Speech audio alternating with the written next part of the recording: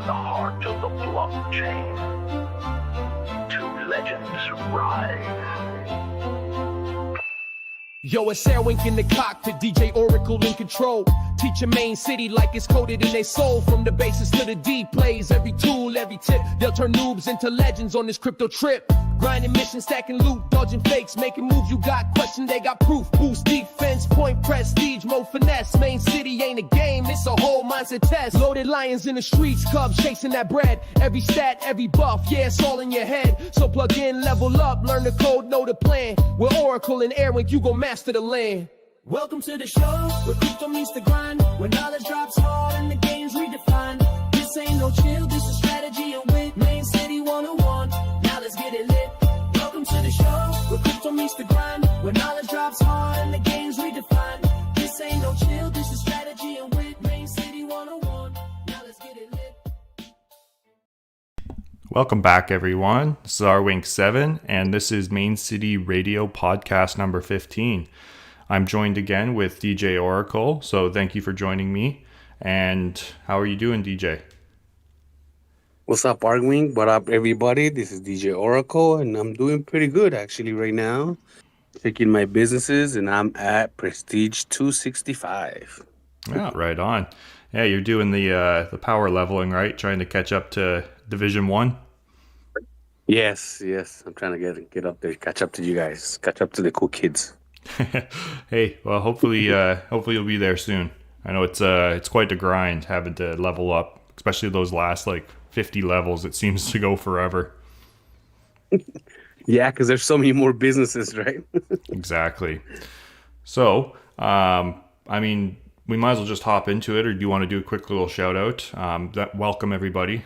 We appreciate you guys tuning in. We've got some interesting stuff for you today. Yes. Thank you, everybody. Remember to go ahead and like, subscribe, and share with everybody. If you love Mane.City, like we love Mane.City. Right on. Thank you.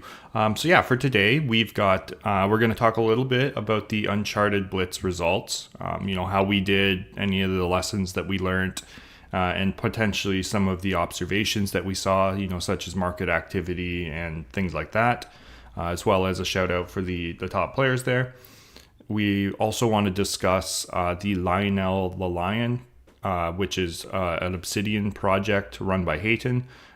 His NFT lending is now available for public if you are interested in checking that out. I'm going to show you a quick little tutorial and where to find that on Obsidian. We'll also discuss the Cows Gone Mad mint, which is happening on September 24th. So coming up pretty soon, and we'll just give you guys a little lowdown on what's going on with that project.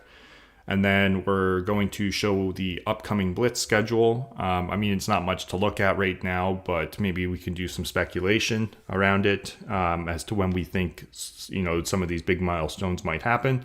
And then we got some speculation and banter where we'll also play the latest expedition log.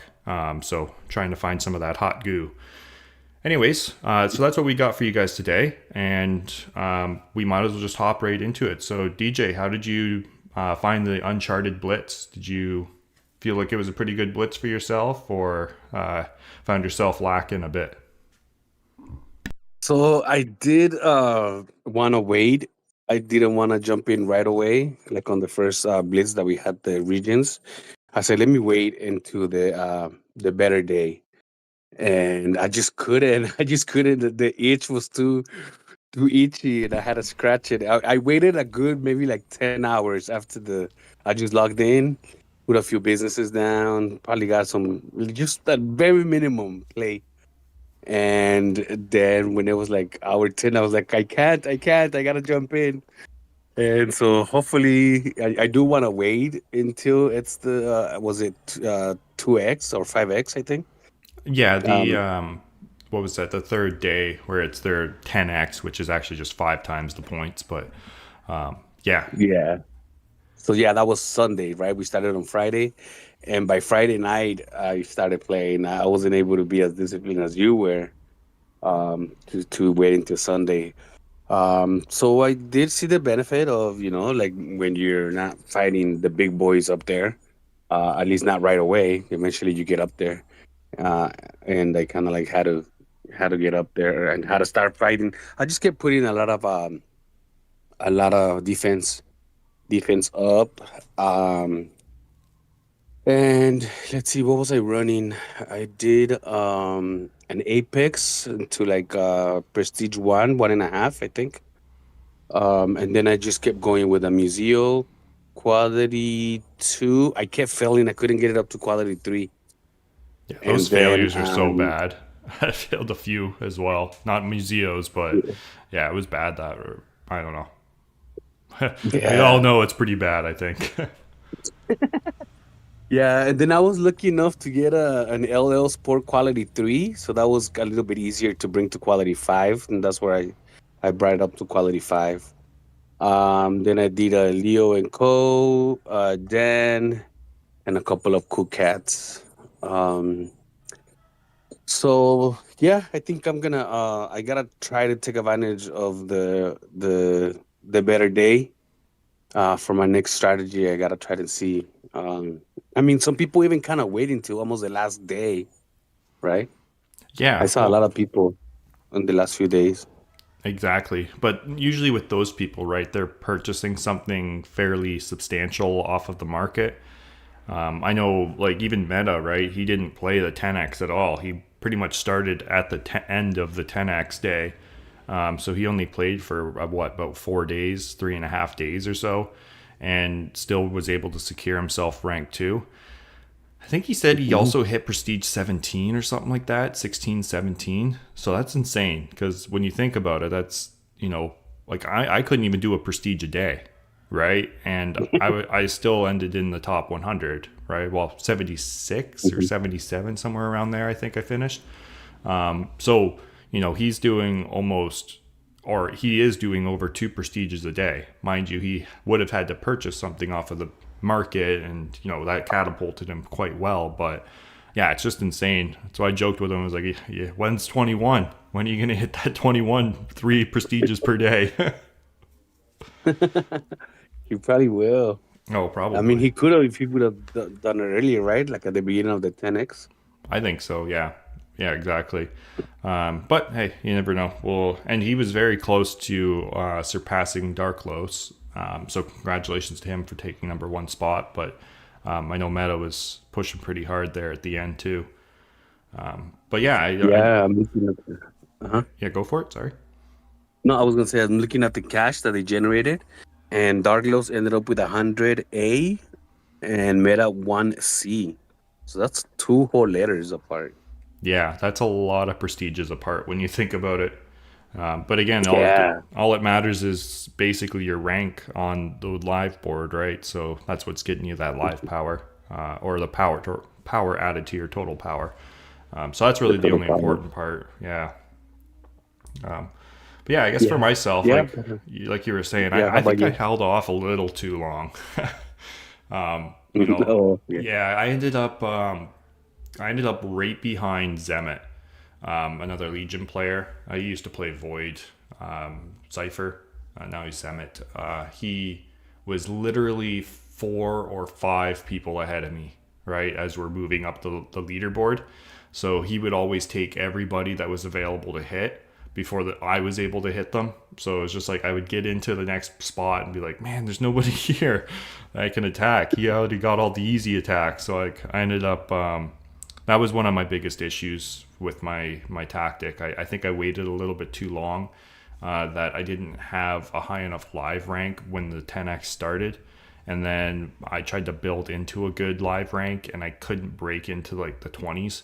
So I ended up getting stalled out around, I don't even think I broke into the top 50 this time. So I ended up, I think starting a little bit too late. I probably should have started about 3 or 4 hours before I actually did.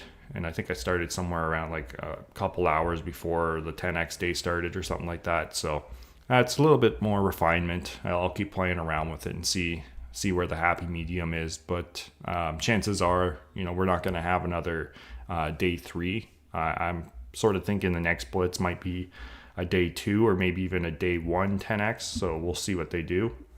Or maybe they'll even change it up, right? Like they said, they might change the rule set do lowest income. So if that's the case, then it's going to be a big change. Yeah. Yeah, lowest income. I'm actually pretty excited if that happens. Just because it's something that we tested out for a while and it was pretty cool. Um, Yeah, I so think yeah, it'd be a cool change up for the rule set. I think give you something very different for sure. But here yeah, we could to shake up the strategies, right? exactly take a quick look here. So there's the top 10 leaderboard. So Dark Lows took number 1. Meta came in number 2 here. And then we've got Fiends for Crow. He secured himself a podium spot at number 3. You can see the difference in their incomes too, right? Like Dark Lows, like you said, was 100A, Meta at 1C, and then Fiend for Crow at 50Q. But then you can see like some of the people down here at the bottom, right? Like Stroman and FTB Hacker, they're both in the A's as well, right? So 1A and then 36A respectively. And then 6, we got Big, 7 Flacco, 8 Lightman, 9 was Dazul, and 10 was Crypto Spot. So congratulations to the top 10 players there. And thank you. Big congratulations then. Yeah, exactly. Big congratulations on the Uncharted Blitz, and then also beautiful graphic Queen Cindy.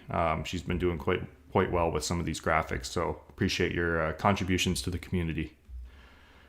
Then let me just flip over. So yeah, I got 76. That's what I ended up at.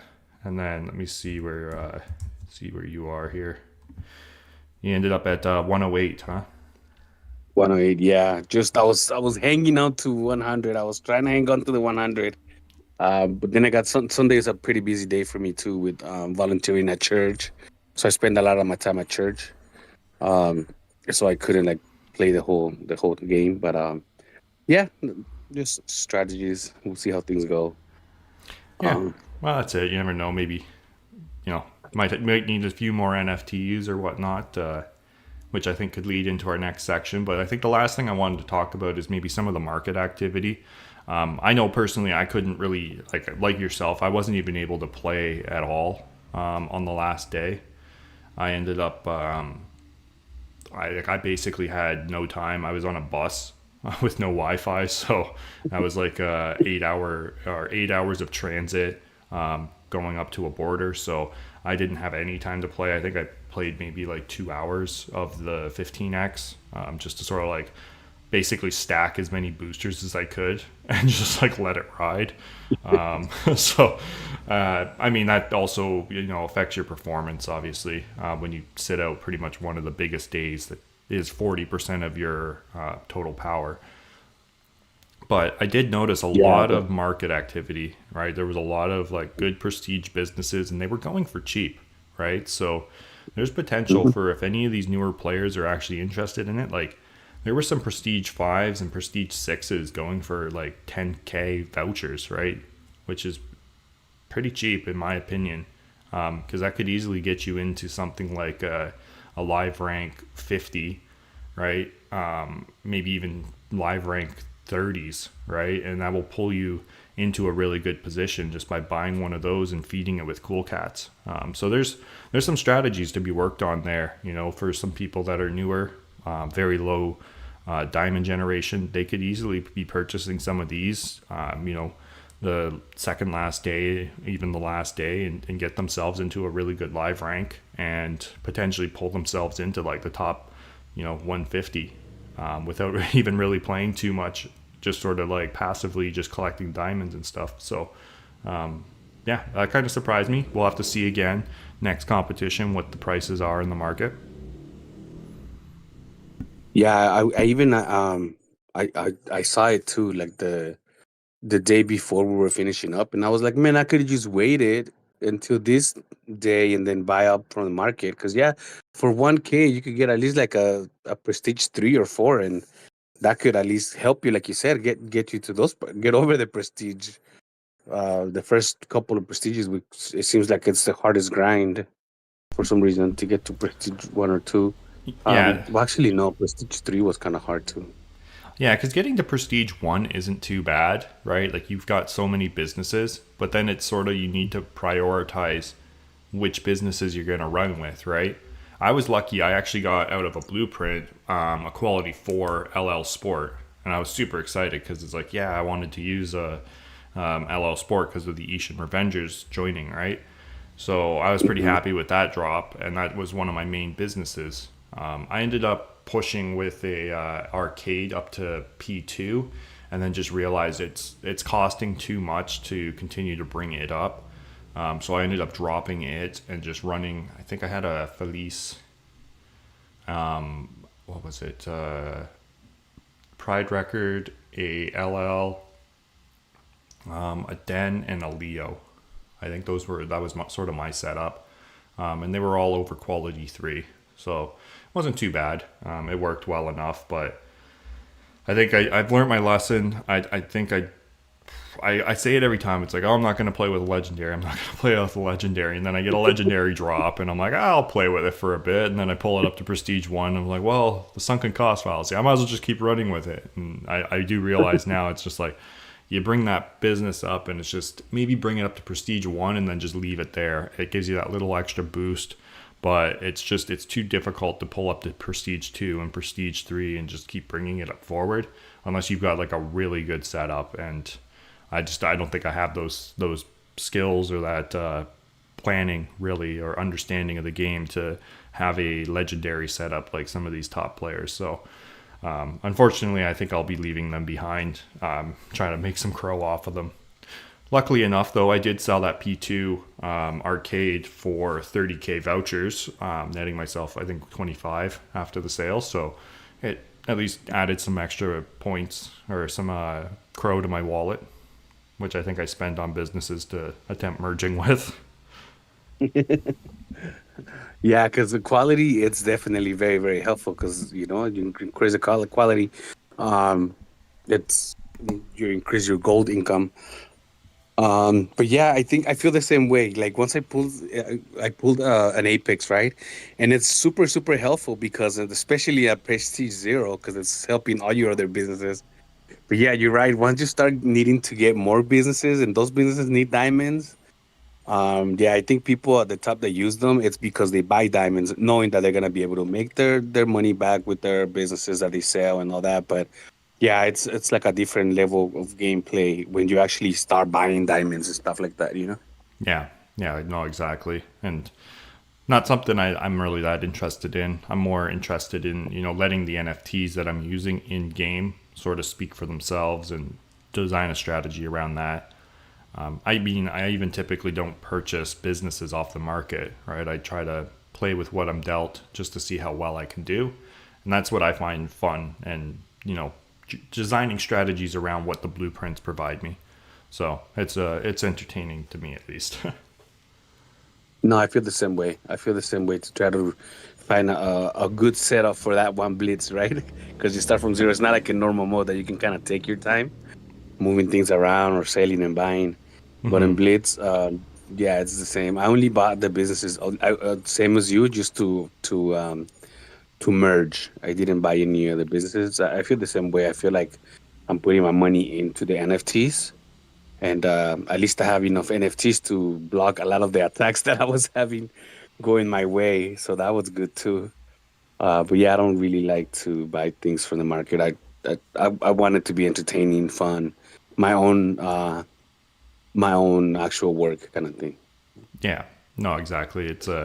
But I mean, that's the difference, right? Like a lot of people are just after a high leaderboard rank, and they don't really care what they spend. So, I mean, and some people are probably after those Ishin Revengers, right?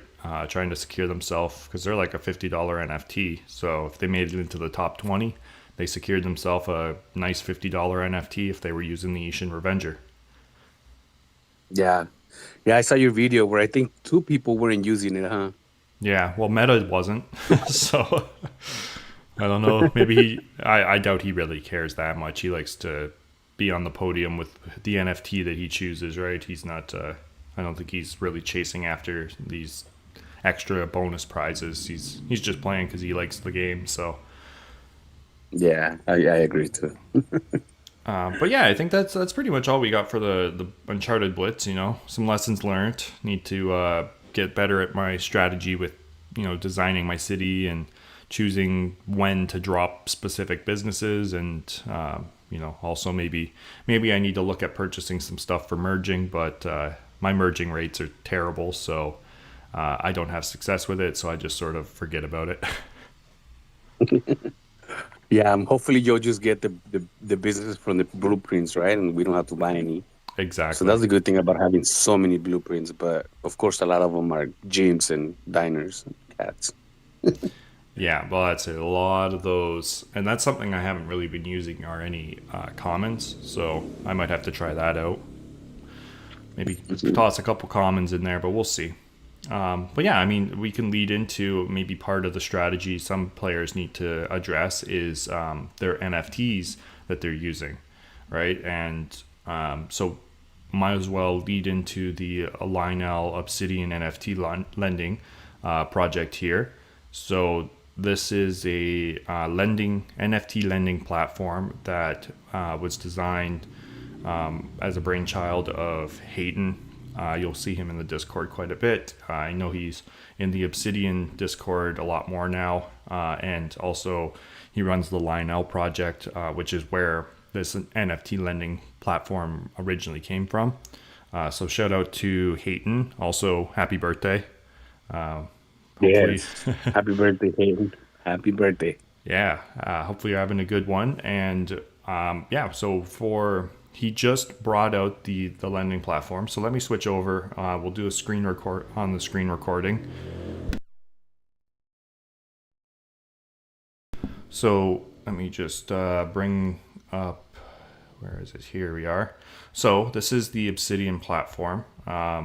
This is one of the dexes that are available for trading Chronos tokens. So this is if you've seen it, the Robin Crow. They're the ones with the NFTs. They're also part of the Flex to Earn program, which maybe we can talk about some other time, as it's pretty cool. Always new features coming out there. But with the Obsidian project, you can see the little green dot here. They've got new, which is your NFT lending. So if you come to this tab, there's the NFT lending protocol, and this is available for any decentralized video games that are built on the Chronos network.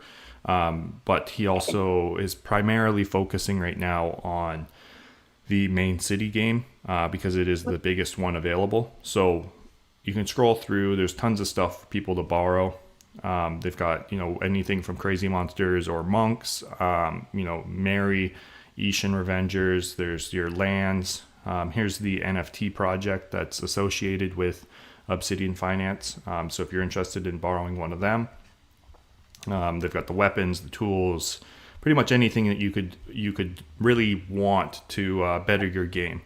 Now, the way it's designed is you have a floor price, right? Now, to protect the lender, the collateral is twice the floor price. So if we were to click on, for example, this cub, right? So they have the listing price at 150. So you need to put up collateral at 2 times that. So you would put up $300 worth of collateral, and then you can borrow it for whatever the tenature price is. So they have accepted durations of 7 days. So if you wanted one of these for the next competition, you could borrow any of these NFTs that are available on the Obsidian marketplace for the lending platform. You can also filter to check them all out. So for instance, say you wanted to attempt, better kingpin attacks, or maybe you needed a better kingpin defense, right? You can come in here and you could borrow one of these and potentially have a lot stronger defense. Now, if you see a lower income or a lower valued one, chances are, actually this person made a mistake here. That'd be a good one to pick up if you're interested. You might not even want to return it. But yeah, they have the listing price at $55 with 2x collateral on a generator. So that's one thing that the lenders need to be. Yeah, that's a good deal. Me. I don't know what I'm doing. Oh man, you might want to reduce get that move there, man. Because you essentially then, if the person didn't want to return this, they just bought a generator for $110, right? That's why you technically don't need to return stuff. You can keep them if you want, but that's where the collateral comes in. So if somebody had it listed at 150, you put up $300 collateral. So if you don't return it, then they can keep your collateral.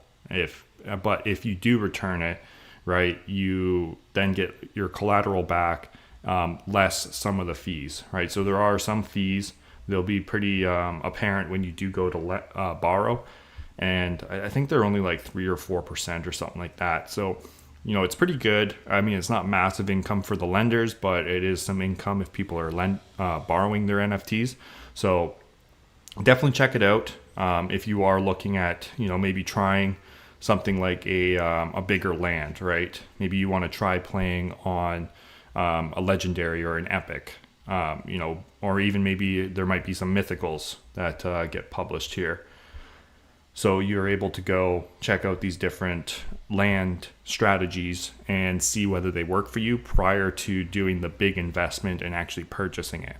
Now, I understand it is a little bit more expensive when you look at like, oh, well, I have to put up twice the amount of money to be able to borrow it. So does it really make sense?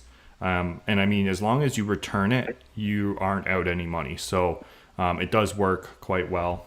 I don't know why my wallet isn't connected right now. Yeah, doesn't matter. I think that's about all we got really to show for it. So.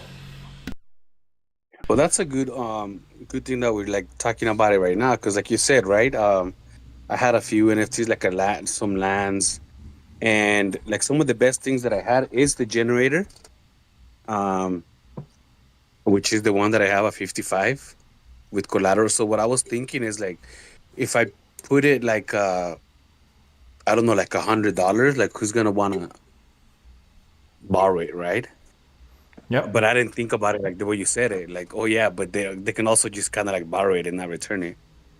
Yeah, exactly. And that's the big thing that the lender needs to be aware of, right? So if you are a person that's going to get into lending NFTs through this platform, you need to be aware of how the system works, and you can select your collateral, right? So DJ, like if that's yours, you could easily just go and keep it at 55, right? But select a 6x collateral. Right, so now they need to put up, the $330, right, which is twice the floor price, little less than twice the floor price, right? So you can try to target it. I mean, those NFTs are super expensive right now, but essentially that's what the whole system's designed around, is like the protection of the lender is the 2x collateral, so that somebody doesn't just like walk away with the NFT at the end of the term because, hey, that $100 NFT is now worth $150 and I only put up $100 to borrow it. So why would I bother returning it? I could just go sell it,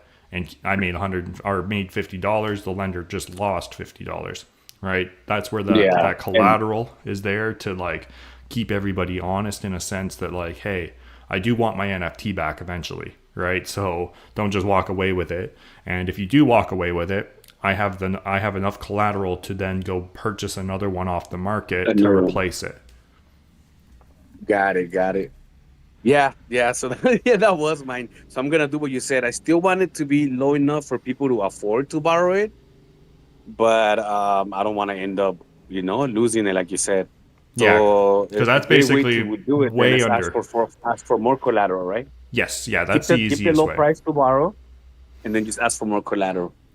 Yeah, because let me just pull it up real quick here on my phone, because I haven't checked the market lately, but I think the floor price on them are close to $180, right? So you'd want to at least be asking over $180 to sort of ensure that if somebody does walk away with it, you have the opportunity to go purchase one again. Just buy another one. Yeah.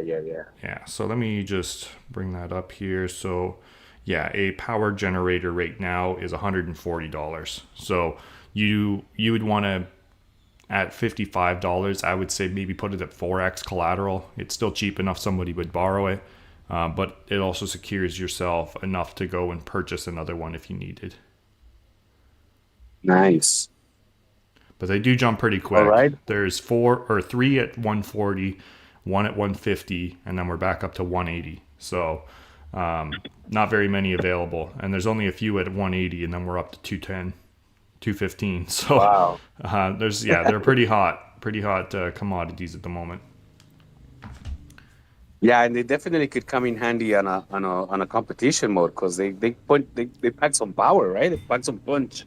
Oh, exactly. Hey, it being able to, put a 100% buff up on, or like 100% barrier, so that, because most people can only hit you for like at max, if they're maxed out, I think it's like 140%, and that's a really good roll. Like that's very lucky. I mean, I'm barely able to get over 100 half the time, even though I can roll 135.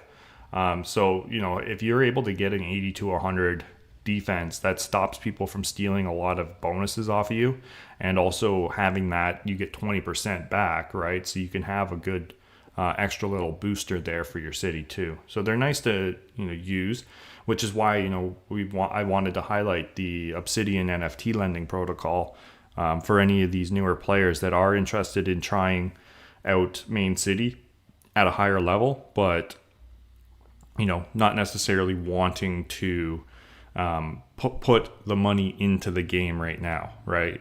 This way, you could go and borrow $2,000-$3,000 worth of NFTs once the inventory is stocked up, and be able to compete at a high level, and it might only cost you something like $15-$20 in the long run, right? So you just put the collateral up, return the NFT, get your collateral back, less whatever the fees were. And the lender gets 50% of the fees. The platform gets the other 50%. So it's not a massive fee. I'm pretty sure it's only like 4 or 5% or something like that. So it's pretty reasonable in my opinion. Again, maybe jump into the Lionel Discord. The link will be down below. And yeah, hopefully you can discuss it with Hayton. He's always in there. He'll be more than happy to give you a lowdown on how the whole system works. And hopefully we see you in there, and maybe you borrow some stuff from me. Yeah, he's definitely. He's definitely very helpful. Shout out to Hayden. It was a great idea that he put together. I was lucky enough to be one of the borrowers the last time when it was still in test mode, and everything went smooth. Just make sure that if you're gonna borrow something, make sure you equip it when you're sending your attacks, because that's one thing that I would sometimes. Why I borrowed a tent at that time, so I would sometimes send attacks and not equip my tools. So just make sure you equip the tools, just overall during the game. Just make sure that you're equipping your NFTs so you can get full advantage of them. Yeah, I know I'm notorious for sending out attacks and then forgetting to put my NFTs back on, which gives me okay. Yeah, during the Blitz, I sent an aerial bombardment to Curious, and I landed at 0. But I was like, well, that's an aerial bombardment. Even if I would have packed my NFTs, there was a chance that it could have landed at 0, right? No, exactly. That's the worst part about it too, right? So it's just like, I wish they would buff the aerials, but whatever. It is what it is. But yeah, definitely a cool system, right? So here's their X page if anybody is interested. It is Kronos Lionel. Flippin also did some of the artwork for them, so pretty nice looking title page or header there and everything. But check them out if you are interested in trying to compete in the higher ranks. There is the ability to rent rather than owning, so just a cool little alternative. And I'm glad to finally see the I guess we could call it the beta, because I know you were testing in alpha mode with Hayton, so now we're into a actual smart contract that handles it, opposed to a very manual system. So I'm looking forward to seeing how well it works. I only put up a land and a crazy monster right now. I might put a monk up as well, as we'll see, just to sort of test it out. A lot of the NFTs that I have, I use. So I do have a few that are available for rent. I might put up some tools, but ultimately, I think Hayton's got a fair library of things for people to rent, and there is a decent amount of people like DJ as well that are putting stuff up that, as loaners. So check it out. Hopefully you'll find something maybe to improve your gameplay. Right, there is some pretty interesting stuff, right? Like we've got weapons, no backpacks yet. I mean, backpacks are a pretty hot commodity, so maybe maybe that's something I can see if I can find one to spare. Put a backpack out. Yeah. I don't think there's many people have some of those to spare. That's the hard part, right? And if they do, they're not on DeFi. Usually they're in the crypto.com wallets. So, but Yeah, that's another key little detail, that the NFTs have to be on DeFi. yes, that is very true. They do need to be on DeFi so that you are able to interact with these smart contracts, right? So they get wrapped up in a smart contract and then changed over. So And who knows? Maybe with that, with those tools that you get, you might get into the top 1,000 if you didn't before. And once you get into the 1,000, then you start getting those NFTs airdropped. And who knows? I mean, that generator that I'm having up for lending, I got it from one of the blitzes, and I have a Gilling gun too. So once you crack into the 1,000, then you might land a nice NFT. So could be worth it. Yeah, exactly. Man, I wish I won something good from these competitions. You will. Not yet, but you will. One day. Nah, it's all Yeah, good. one day. We That's gotta when- keep the spirit going. Exactly. I would love to win something nice, but at least my girlfriend ended up winning a Gatling gun, so that's pretty good. Oh, nice. Yeah, it was a nice little surprise. I think she got the red one, so that was kind of cool. Which maybe I mean, my opinion on it is the aerial bombardment's almost useless, so I might just tell her put it up for rent, see if somebody borrows it, make some extra Right. income. Some passive income. Yeah, exactly. But yeah, so that's sort of the lending platform. Let's take one final look, scroll through. If you're looking for Fractured Fate lands and First Frontier lands, I mean, maybe even like what DJ Oracle was saying, if you got a decent NFT from one of the blitzes as a prize, instead of selling it, maybe you put it up for rent, make a couple dollars off of it each competition, especially if you don't need it or if you're not using it.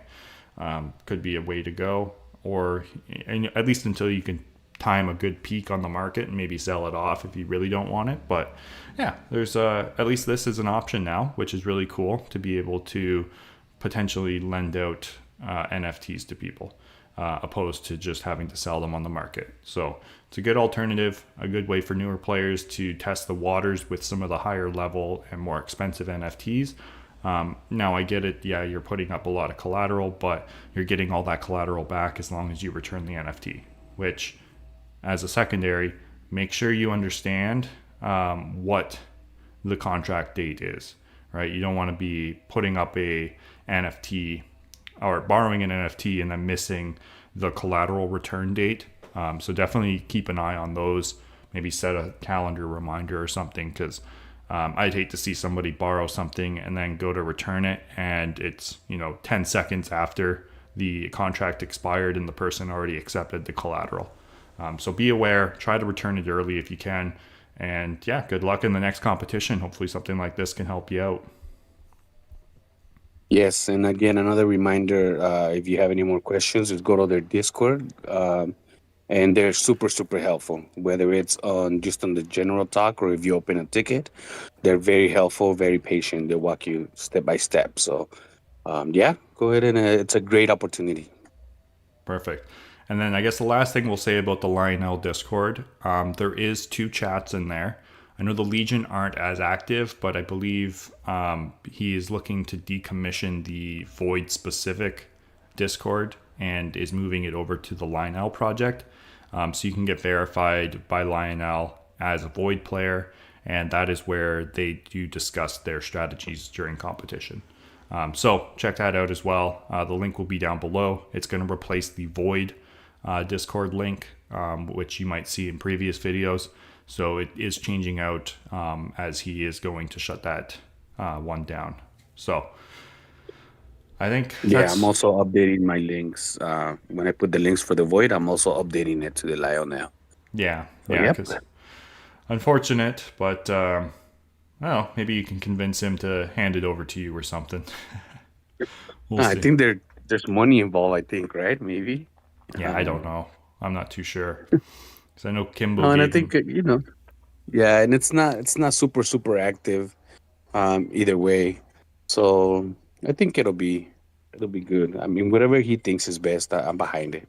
Yeah, no, he's a very good void leader. So I think he's got a good idea of what the community needs and wants. So hopefully it's a good home for the Legion and the Void. But I know the Legion's pushing back, and we like our specific little Discord. Kimbo did a good job setting it up, so I don't think we're changing anytime soon. Yeah, and you guys are pretty active there too. Yeah. I don't know why the Void is not super active. Maybe we gotta start doing more things in there. And the Lionel now. Yeah. I think it's because of that. We're like in between moves and stuff like that. Yeah, it could be it. So yeah, more people are more active on Mane.City or even on X.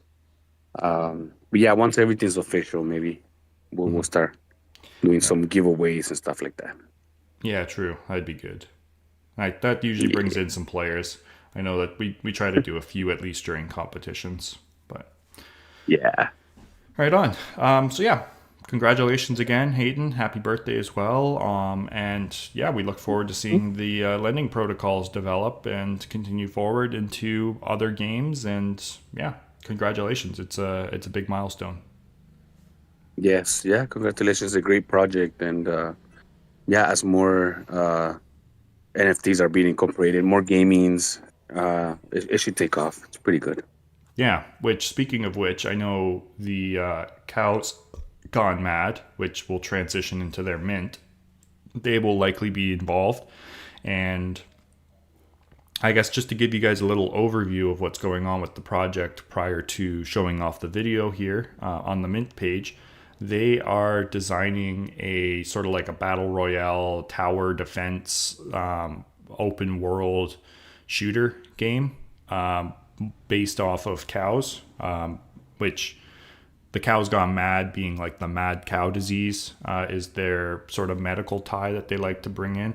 And you'll see from the video of how the cows got transformed, but it does look pretty cool. I'm excited for this sort of shooter implementation that's going to be on the PC, and it's coming out as far as I'm aware pretty soon after the mint. So I mean, don't quote me on that, but that's their ambition, at least, is to have a running beta of the game and a little bit of a storyline running as soon as the mint is sort of over, maybe a couple weeks after.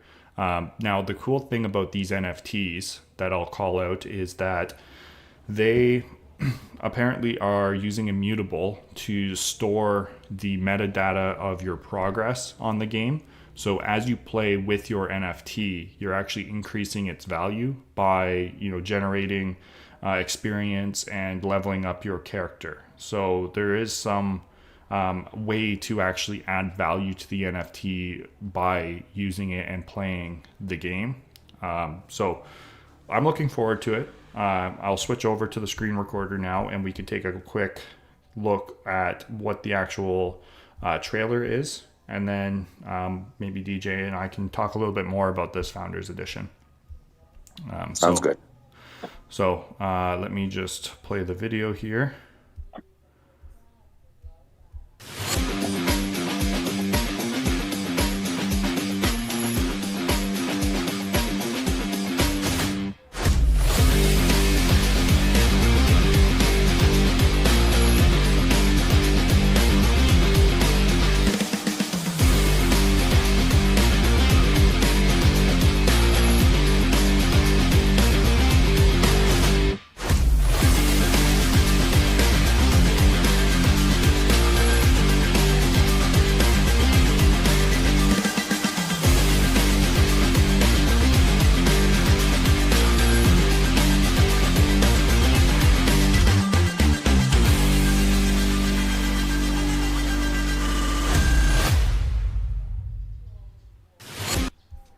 All right, so got some pretty interesting clips and stuff in there.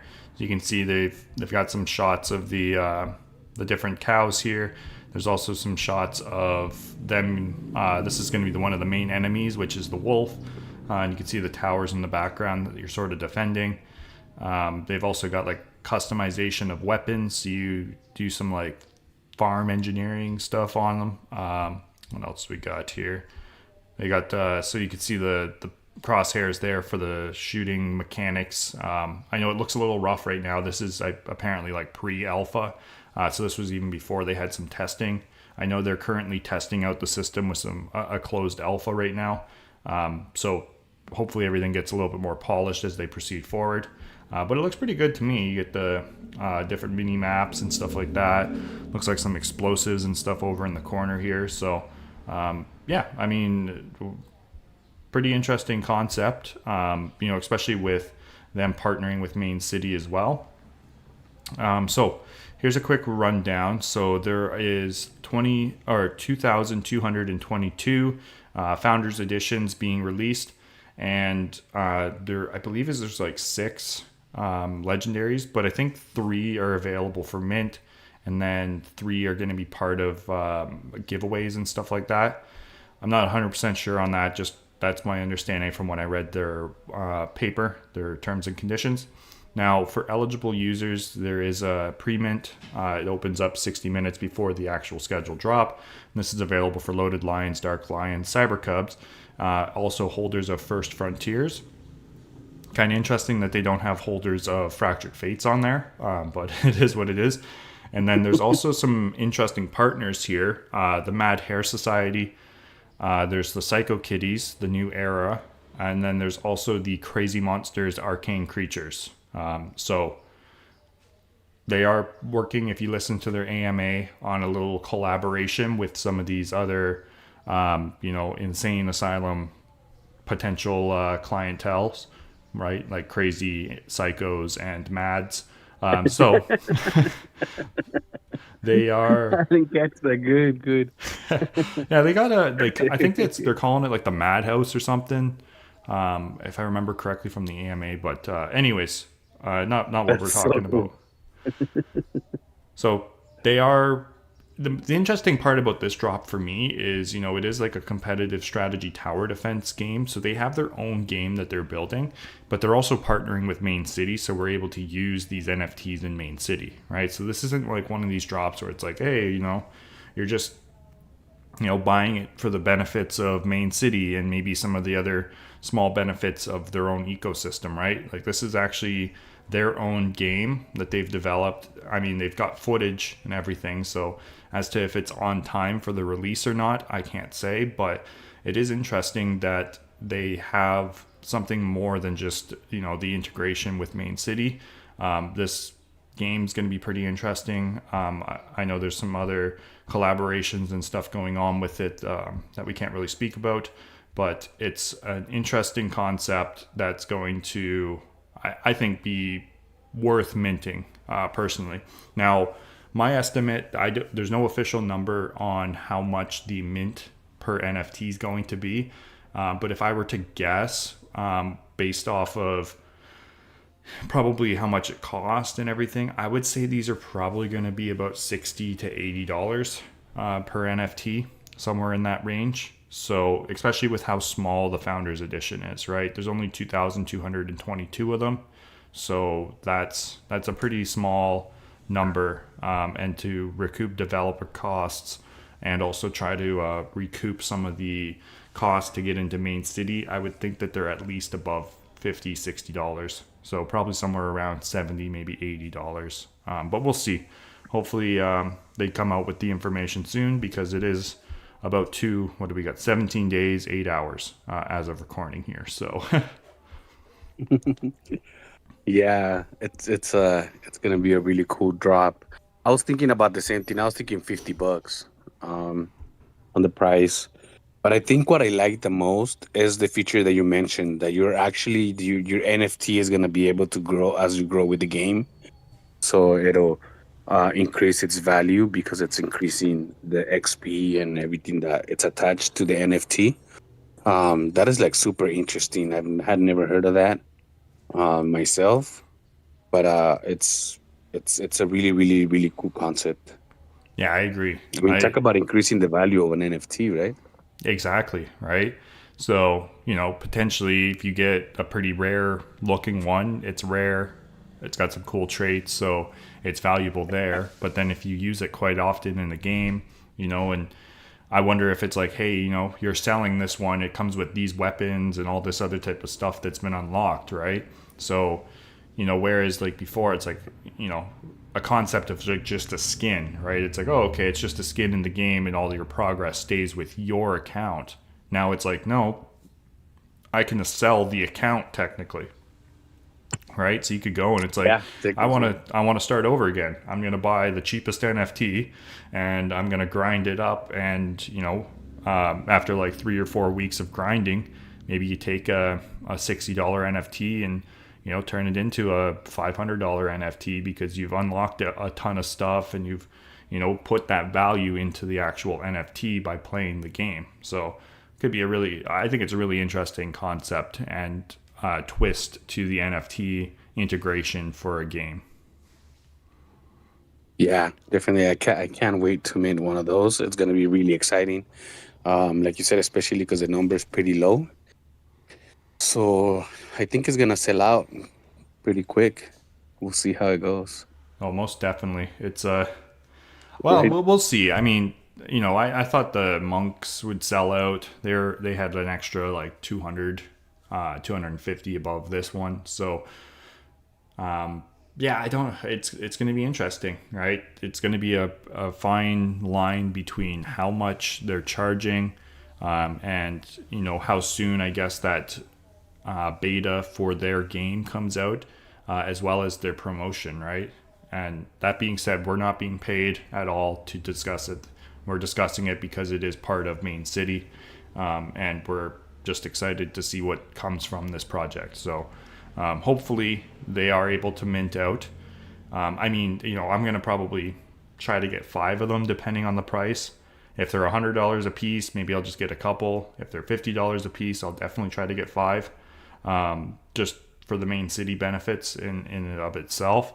But I guess maybe that opens up another issue, right? It's like, am I going to grind out 5 different NFTs, or how's that going to work? But we'll have to see how that all happens when the game comes out and how that progress is added and saved. Yeah, yeah, definitely for the Mane.City benefit is definitely the first, which is again, guys, it's not a paid promotional for this project. This is just the Mane.City podcast, so we talk everything Mane.City, and it's part of Mane.City. So I would hope that hopefully they'll get their game going right away. But if not, I would hope that they can be used in Mane.City. They could be integrated in Mane.City ASAP, right after the mint.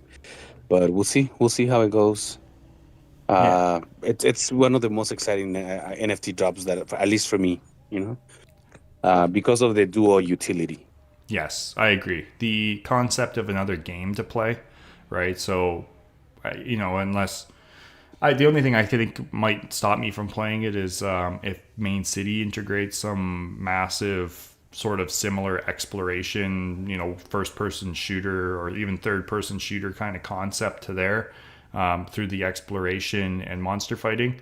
I think that might take up more time, but I still think I would play this, especially the campaign, play around with that, just to see what they've got in store. And I mean, the main benefit for me, right? Like I went and bought a bunch of monks without really even knowing too much other than they're coming to Mane.City, right? So I think with this potential of a game as well as Mane.City's integration, I think there's a good potential it will sell out. I hope so for them, especially, it is quite an ambitious project. And I think, at least they got footage to back up like, hey, we've got an alpha or a pre-alpha, they call it, right?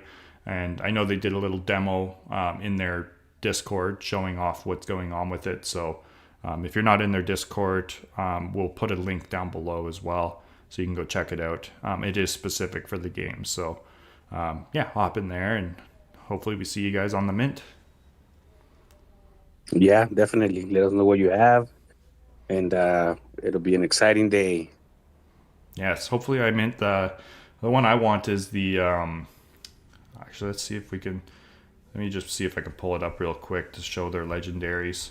Because they got some pretty funny ones.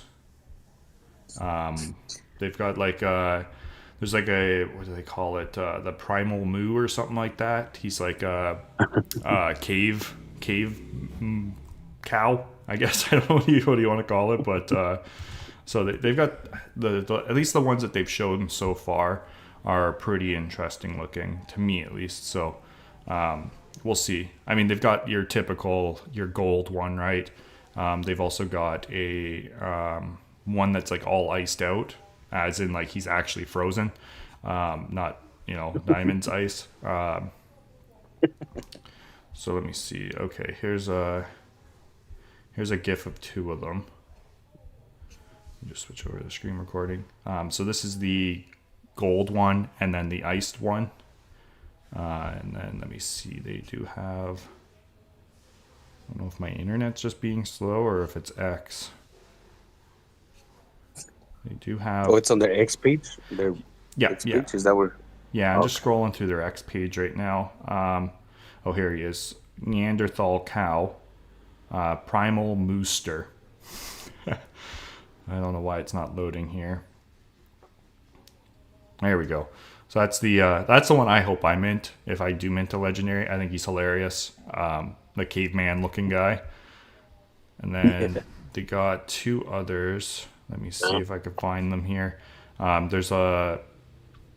Actually they got a few others. Sorry, I'm mistaken. There's oh man, I wish they would just pop up. Why aren't they loading? Here we go. Okay, here's a GIF of two of them. So there's like a female samurai, and then there's a colonel, potentially like a Spanish conquistador sort of guy. So what do we got? Simu Boliviar. Yeah, Simu Boliviar, and then Tumu Gozen. So Tumu Gozen's the female samurai, and then we've got the Boliviar, the conquistador.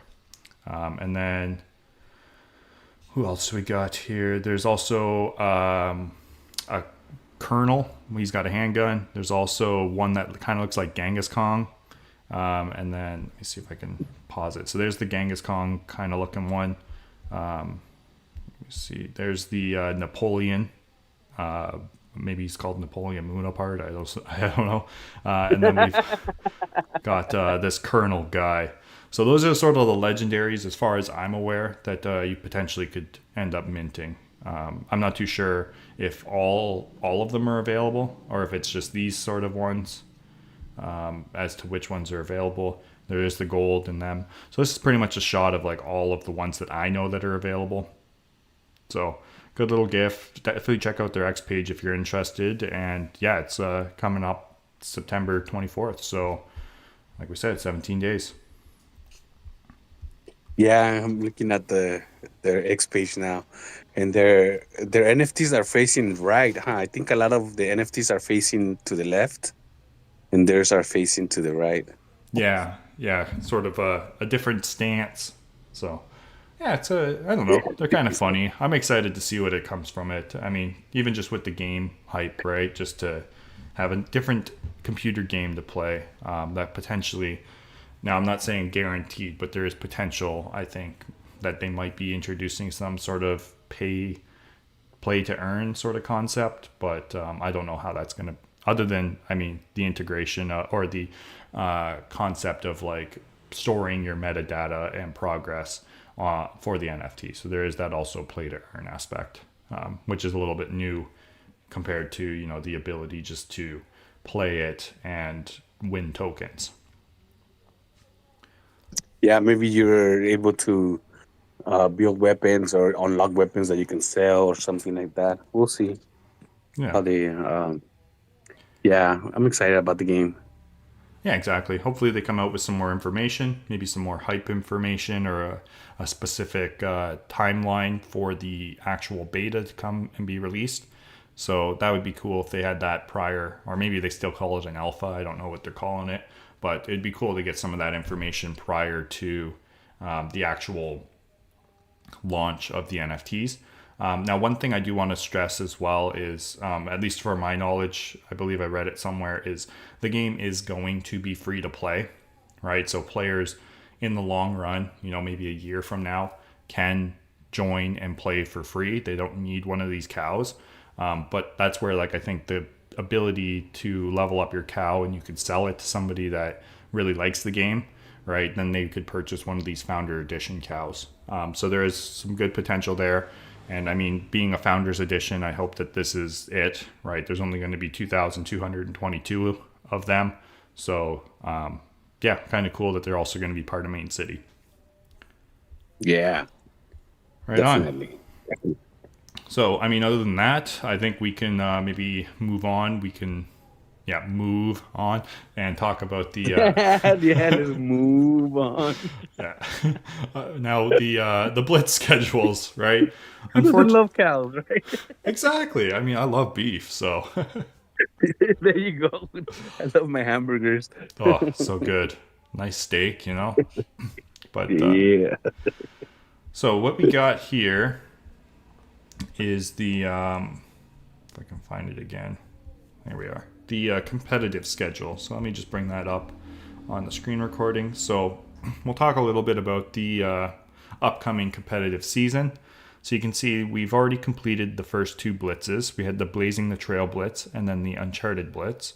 And then we've got 4 more Blitz competitions prior to the mid-season championship. And then we have 4 more blitzes after that lead up to the main series, which is going to be World Series 3.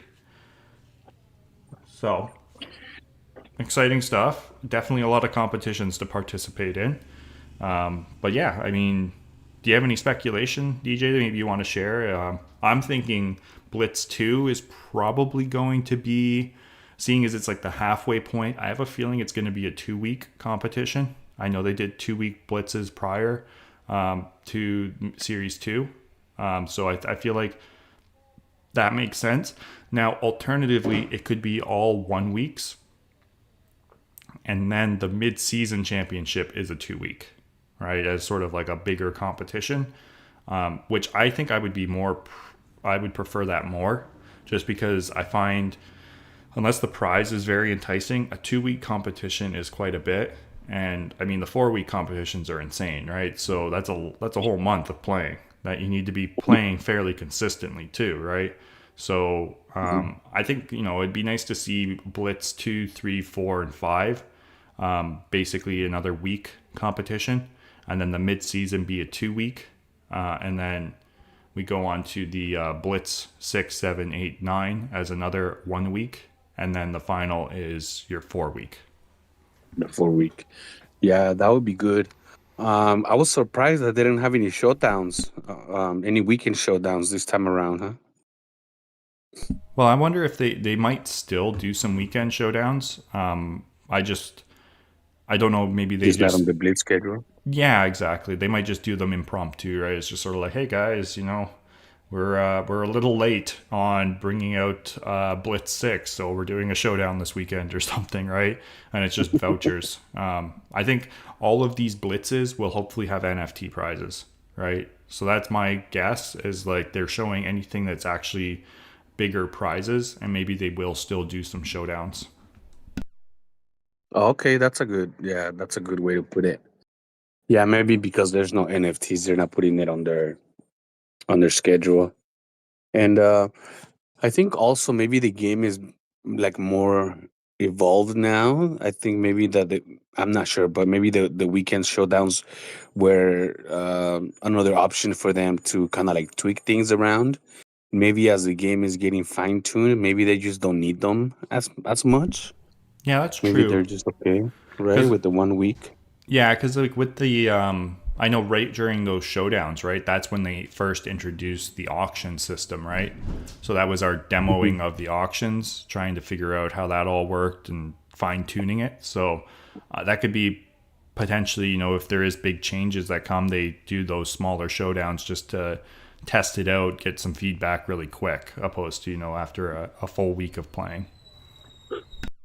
Yeah, maybe when they integrate maybe more partnerships, maybe they'll do like a weekend. But we'll see.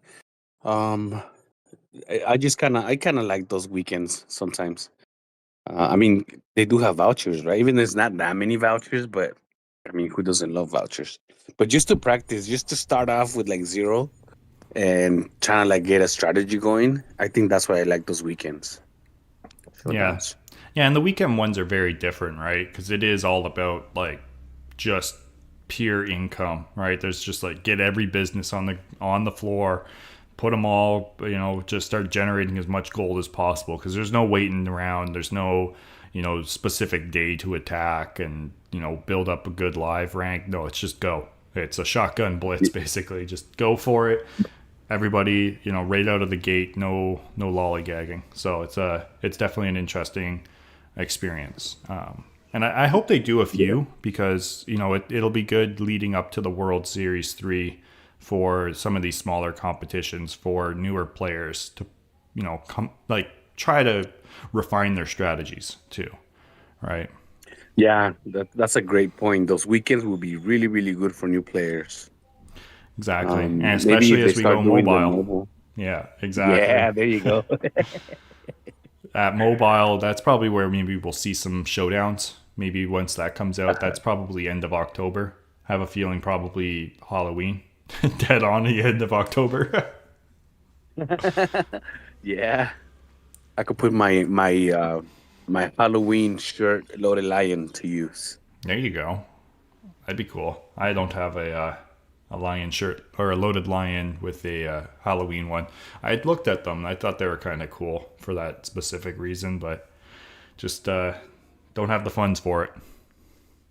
Yeah, and for a once a year flex too, right? Yeah, exactly. I got I two think there's a little. Loaded Lion that's a Santa Claus, right? That's that was a special edition that was airdropped to all loaded lions. I think he's called Santa Claus, as in like claws, Oh, So- Santa Claus, yeah. Yeah. So you could, they're like a couple dollars. I mean, they're worth picking up one or two. Huh. Pretty sure that, I yeah. thought they were Like, like legend. I thought they were like legendary Dark Lions. I mean, Loaded Lions or something like that. no, I've got one. I picked up one a while ago. But yeah, they've got them. I think I bought mine for $5. So maybe they're probably around $10. Not too sure though. But anyways, that's the Blitz schedule. That's what we're looking at. I don't think there's really too much else to say. We don't have any names. All we know is there's going to be a total prize pool throughout all of those of $750,000. Now, I wish they would have specified the crow value, right? So we can hold them a bit accountable. Because as of right now, if crow pumps to $1, right now it's only 750,000 crow. Whereas, today that would be a lot more crow. So it's the prize pool, I don't think, is going to grow. Not significantly, at least, right? That's their little way of, I think, keeping it manageable by not specifying the crow amount that's making up the prize pool, so they can potentially keep some more. Maybe they'll boost it up as the crow value rises, right? Maybe it'll hit $1 million throughout it. But honestly, I would love to see if they would have just posted like World Series 3's prize pool in crow. Tell us exactly how much it is, because if it happens to be right in the middle of the peak bull cycle, that that could be a $1 million prize pool just on itself. So yeah, but we'll have to wait and see what happens.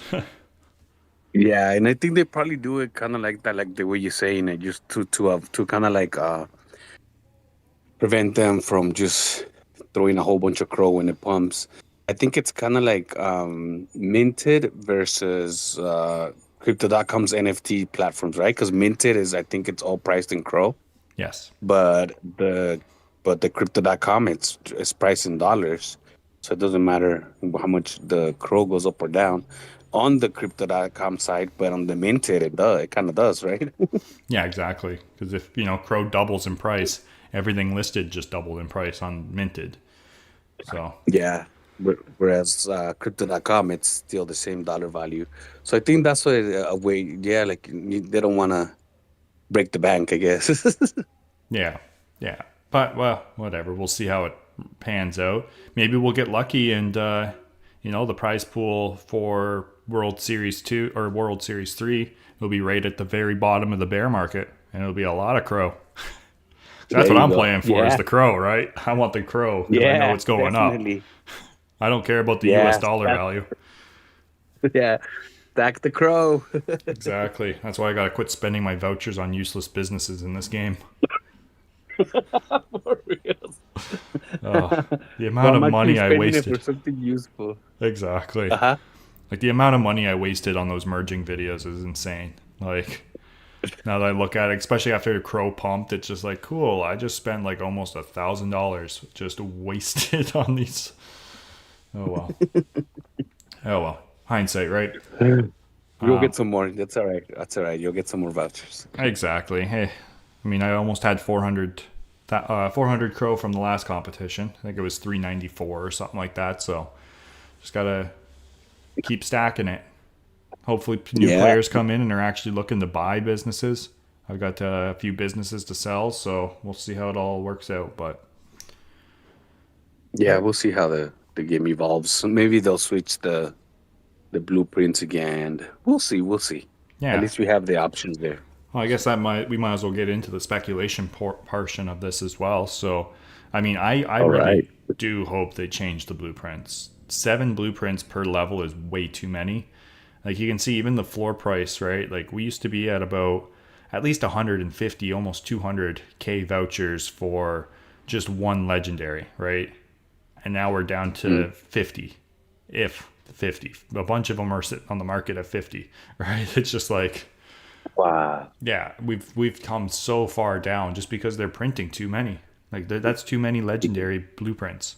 If they want to give away that many gold blueprints, like they should have given some to OG players. Mm-hmm.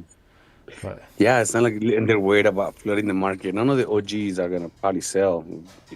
No, most of us are gonna open it and merge, right? It's like, hey, if I open an arcade, right? Like I've got a quality 3 arcade right now. If I opened up another level 3 a quality 3 arcade, I'd probably attempt to merge. It's like, while I opened it, I was given this blueprint or this gold blueprint, and it's a free business. Why not try getting a quality 4 arcade out of it, right? So yeah. But because I have to buy it, I'm not paying 300K vouchers, 300 Crow, just to attempt a merge, which is more likely a 90% fail rate instead of the 75 or 80% or whatever they claim it is success rate. Yeah. Yeah. But, cutting down on the blueprints, and then they also have blueprints for prices now on the daily reward. Yeah, so we just got 4 today. All right, we just got 4 blueprints today for the first mystery. Yeah, I think a good balance would be doing going back to doing only levels 1 to 5, then 6, 7, 8, 9 no blueprints, and then 10 again more blueprints, and then doing the same again from 11 to 15. I think that would be good, right? I don't think we need 6, 7, 8, and 9 giving blueprints. Yeah, I agree. Either that or like if they want to keep every level to give you blueprints, they need to reduce it. Like I get that we have a lot more lands that we need to place businesses on, but we don't need 7. I think a good spot would be 3, right? And what I was thinking too is maybe even they do the first 10 levels are 7 blueprints, and then after that they drop it back down to 1 until you hit level 100. Right? And then once you hit avatar level 100, it goes back up to 7. Because at that point, you should have an understanding that, hey, I need these businesses to merge, right? I'm not going to just flood the market with them. So that could be an alternative, right? Because as of right now, it's just like, by the time you hit level 100, you have 700 businesses. Like, People are just selling them. They don't know what to do with this many businesses because they don't understand. Hey, you need to increase your quality, right? If you want to level up properly, at least. Yeah, if you want to compete, you need to increase the quality. Yeah. So we'll see what happens. I mean, I'm hopeful that they're making some changes, but I'm not holding my breath. I think they're really focused on the exploration and monster stuff right now. So, and mobile, right, is a big thing that they're probably working on and focused on. So it's less of a priority to correct the market again. Yeah. Yeah, maybe they're waiting for those updates to see how those updates are gonna affect everything, and then they'll tweak the market afterwards. Yeah, yeah. And who was? I think it was Curious on the Discord. Did you see what he posted in the game feedback yesterday? No, I haven't checked. What So he put? Papa posted a picture also of like how many blueprints are available for 1K voucher. But he had posted, let me just verify it was Curious. Yeah. So he posted a screenshot of the people that are selling. And there's literally off_1, off_4, off_2, and then this random guy, and then off_5, off_3, off_wiki, right? It's literally just the same guy making a bunch, right? You can tell these are bots, right? There's no way that like what's going on here, right? So it's like, why?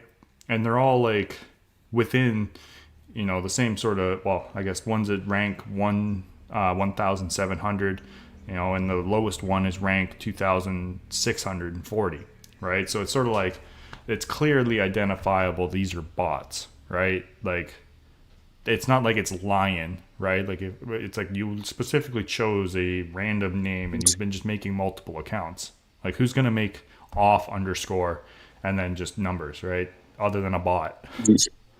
That's clowning. They're clowning us. Yeah.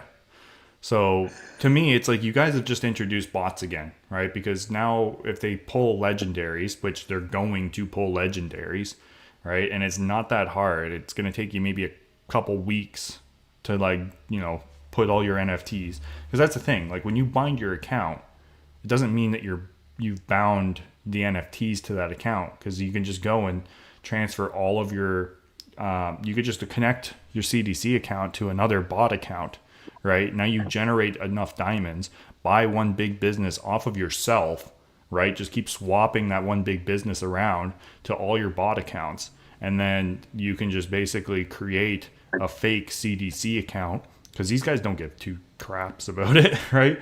Oh, what about fraud? It's like they don't care about fraud. They're making bot accounts. If they cared about fraud, they wouldn't be making bot accounts, right? So they're just so they'll just make a fake CDC account. Citizens. No, exactly. They'll make a fake CDC account, and then they'll connect their fake CDC account, unlock the market, and sell everything. They'll make it to level 100, or even maybe push all the way to 289, because it's pretty easy to with just cool cats. Just level them all up and just keep swapping a museo between all your accounts. And then maybe get to the point where it's like, okay, I'll just sell all of my cool cats as well to this account and just level all the way up. Get your 1,000 or whatever it is, or blueprints that you can get by getting to the max level now. You're definitely going to get some high quality. Like we just saw a level 70 or prestige 70 quality 5 arcade sell for 1.5 million vouchers, right? That's a lot of money. So it's almost guaranteed. Like people are just making these bot accounts, and Mane.City doesn't realize it. It's like, guys, by putting this many blueprints, you've killed the market again. And your whole excuse for not giving blueprints to veteran players is because you didn't want to kill the market. Well, you've already done it. You've already killed the market. Like, it's dead. So, and here I am beating the dead horse again. Sorry. No, I mean it needs to be talked about. I mean, eventually it needs to be, especially now, like you said, that there's proof from Curious. I just saw the picture right now too. It's just off 1, off 2, off. It's like straight out clowning, and and Curious is like, I just bought a blueprint from off 5. Yeah, awful. And it shows that there was a lot of talk, like, okay, so you really have to do KYC to open a new crypto.com account. So that's why, I mean, at least I was thinking, like, who's gonna want to do that? But of course, we don't think like criminals do. They find a way to do things. I mean, if they do a lot of what is it, identity theft, right? Like they could just that's what they do with credit cards. That's what they do. This eventually, essentially, they're doing some sort of identity theft. And according to off one, off two, off three, and off five, it is working Yeah. somehow. You know. Well, and the thing is too, right? Like you don't like you can open these accounts and it's easy enough to make a fake ID, right? Like these probably the chances are it's like these lower income, I mean, like places where $10 is a month's wage, right? And you sell something for 100K vouchers, that's basically somebody's monthly wage, right? And they can take that, they can go buy another fake phone number, another fake ID, and make an email. Like it doesn't take anything to make an email, and bam, now you got another account, and you just do it again, right? Like even if you, so it's clearly apparent, right? Like with that amount of blueprints, there's another bot problem. We have a bot problem, and I hope the solution isn't going to be checking people's IPs, because that's stupid. Because then I'm going to probably get my account banned because my girlfriend and I both play off of the same Wi-Fi, right? It's like, okay, Yeah. so what? And I'm What sure is you're it? not the only one. Right? Exactly. Like there's many families that, I mean, they want their families to play, right? Don't they want everybody to play?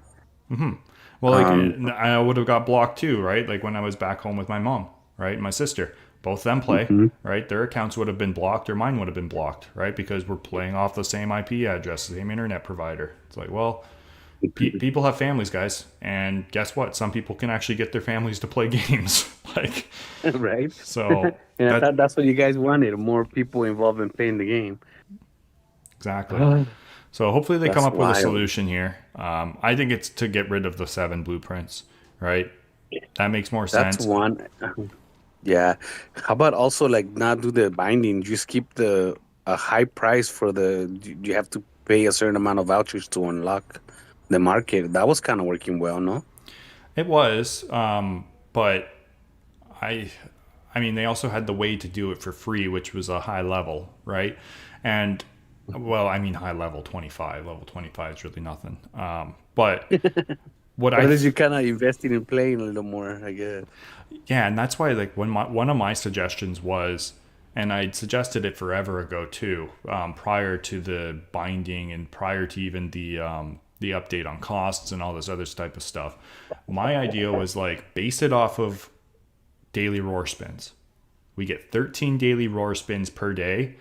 Make it like 1,000 daily roar spins. Like that's about 3 months of playing, right? I think somewhere around there, right? So you need to play for 3 months, doing the daily roar spins every single day. Your 3 free ones plus the extra 10 to be able to unlock the market and start selling. Because at least that shows you've committed, you've played the game, you should have a decent understanding of what's going on before you can start just flooring everything you've got. Yeah, that's a good idea actually. Yeah, daily sweeps that shows daily activity, right? And the Exactly. commitment of the voucher, the diamonds that you're spending on the spins. Yeah, that's a great idea. Yeah. I'm gonna go put that on the feedback again after and be like, according to our wing, I put you it in know. the feedback twice and I don't think anybody's liked it, but most of them are like, well, that's still easy. You could just fake that. And I was like, yeah, but it's 3 months. Let me actually calculate it right now exactly. Because, like, so let's just say it 1,000 spins, right? Divided Mhm. by 13. So that's 77 days, right? So that's about 2.5 months of logging in consistently daily spinning just to get to 1,000 daily roar spins, right? And that should be the eligibility to unlock it for free. And then, I mean, maybe even still just unlock it, period, right? It's like you need to play for almost 3 months before you can start selling stuff. You can still buy stuff, no problem.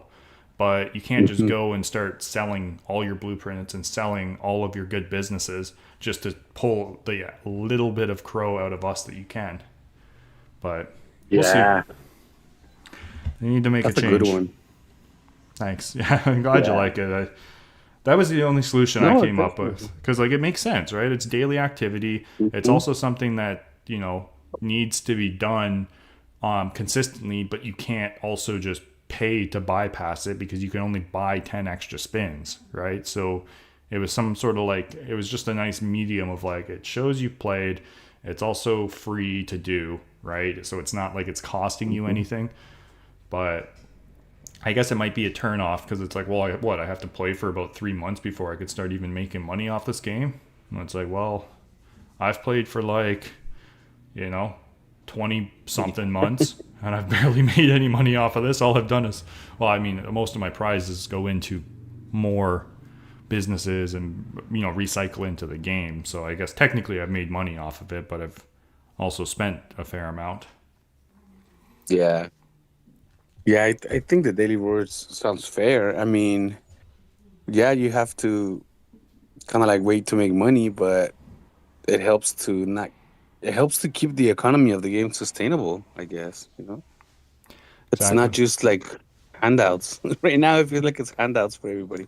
Well, and it's bots everywhere, right? So at least if they Yeah. wanted to make bot accounts, they would still have to play each bot account for 2.5 months, right? And Yeah, hopefully in and that criminals time, don't want the. no, they don't want that type of time sink. They're here just to like quick flips, right? All I have to Yeah, do is yeah. buy the business off myself, level up to level 50 really quick, sell a bunch of stuff, go on to the next bot account, do it again, sell that same business. All I have to do is pay a 15% fee basically to buy that business off myself and then just do it over and over and over again. Mhm. So, Yeah, but we'll see. Hopefully, they'll do some fixes when they come when the mobile kicks in. We'll see how that changes things. yeah. Yeah, hopefully we'll change it. Maybe what we need to do as a community is just start to buy anything that's, level that's, uncommon or higher that's over level 50. It's like, sure, if you want to try doing this, try doing it with just cool cat income. But everybody just buy everything P50 or higher so that these bot accounts can't just keep trading their lower prestige but still powerful businesses back and forth. Yeah, But that would be a big push from everybody. yeah. But yeah, I mean, other than that, let's take a quick look at the newest. What do they call it? Some groundbreaking achievements come in small canisters. The expedition ascends into madness at the Molten Forge. So you got a 30-second clip here. Let's check out the latest expedition. Then we can talk a little bit about it. Get off of this depressing market topic.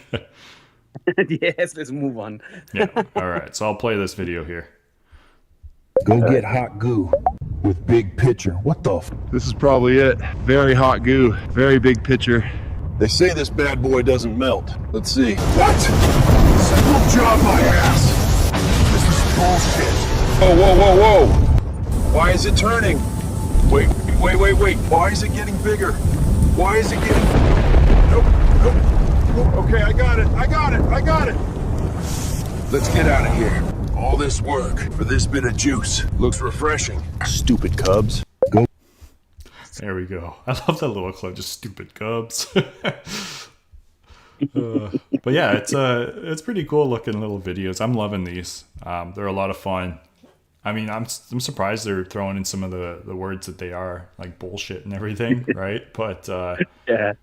yeah, it's fun. Just I'm excited. I really hope that we're actually going to be out there. Now, the one thing I thought that was kind of cool is they threw in the shovel, right? And you see it's the Yes. ember one, right? And he's like, this shovel is apparently not able to melt or whatever. So let's test it or whatever he says, right? So Yeah, it's for that element, right? exactly. So that's really lending, I think, some credence to likely the expedition tools of the trade are what's going to be used for the actual expeditions and exploration. Now, as to what's going to be used for monster fighting, I'm not too sure, but yeah, it's kind of cool. Yeah, it's really cool to see that there's actually, it seems like there's going to be actually utility for all the type of different um, aspects of the tools, the elements of the tools, the 5 elements, one for each region, maybe. So that seems like it's gonna be really cool. I need to step up my game and get the ones that I need.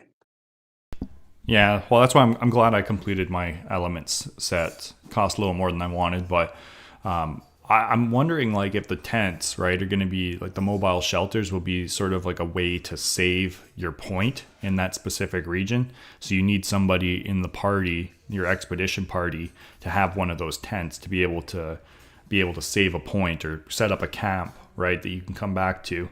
So like you can go and set up a camp in the Aurora Wilds or whatever, right?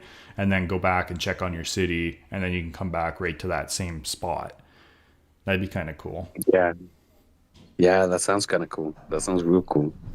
Yeah, because Like I'm I really said, in your hoping it's a big progress. world we can go and explore, right? Like an actual open world.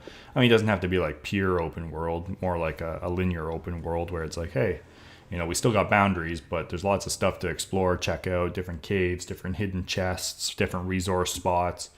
You got to go dig stuff up with a Yeah. shovel. Yeah, especially because I mean, a lot of these lands, the graphics and the artwork is really, really cool. So to be able to actually kind of like get into more detail of the lands, that's really, really cool. Yeah, I think it would be fun. I mean, it would definitely bring more life to the game, right? Being able to use our loaded lion or dark lion cubs, monks, whatever, right? Marys, monsters, all of them, right? Maybe they have like a 3D animated sort of actual body that we can walk around in the lands with. So that would be really cool to see. Maybe that's maybe that's the future. Maybe that's not coming out right away, but lots of stuff to look forward to, and hopefully it's coming out sooner rather than later. I mean, I would think that they would have it out prior to the mobile release. Yeah, I think that we're gonna have the exploration sooner rather than later. I think the exploration, it's gonna I think it's really gonna surprise us, and it feels like it's gonna be really entertaining.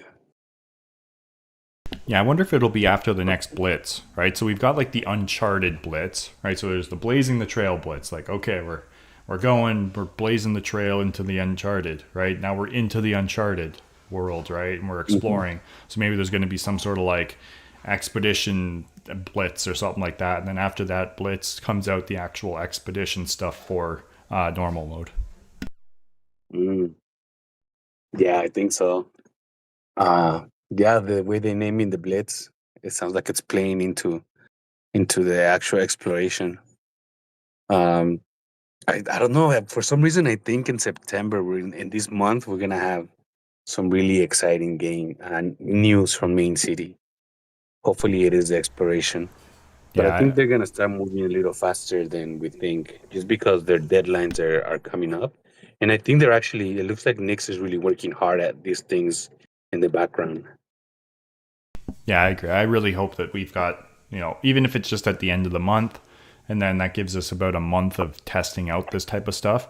Because like I'm pretty sure they'll want us to test out exploration and monster fighting and that type of concept prior to going mobile. Just because the last thing you want to do is release your mobile game and then bring out a bunch of buggy software, right? It's like you want to get this tested, refined, then go mobile. Yeah, I totally agree. They have to do it before iron everything out. Exactly. So yeah, we'll see what happens, but it's coming up sooner rather than later. I mean, mobile is supposed to be end of October, or October is what they say. I'm thinking end, but yeah, I'm excited. I mean, these expedition logs are getting me super hyped up, so can't wait to see what the next one holds. Yeah, for reals, it's pretty good entertaining. They're pretty good entertainment, and it also I like the graphics that they put out there. Um, so yeah, I think we'll be doing the podcast every other week. So I think by the time we do the next podcast, we'll have some exciting news. I can feel it in the air. I can feel Yep. it. Whether it's another blitz coming up or hopefully leading into that blitz, they've got some more information. Though I think that the way they usually would schedule it is at nearing the end of the competition, another blitz, they would probably release the information about what's going to be updated At least that's sort of what they've done in the past. So yeah, let's hope for the next Blitz, I guess, in the next couple weeks.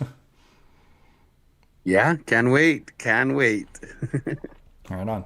So I think other than that, I mean, we've covered pretty much everything we wanted to. I don't think there's anything else that we can really speculate about at this point, unless we want to rehash some more blueprints. But No, I think we're good on there.